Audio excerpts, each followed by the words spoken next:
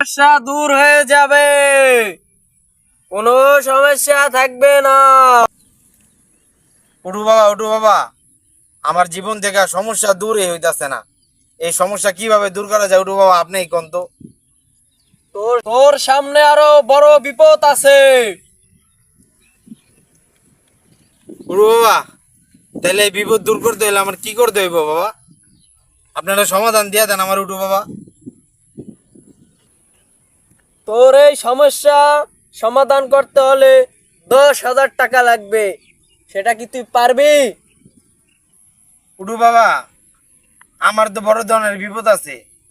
তাহলে মানে আপনার কপালে কি আছে এটা আপনি কোন তো।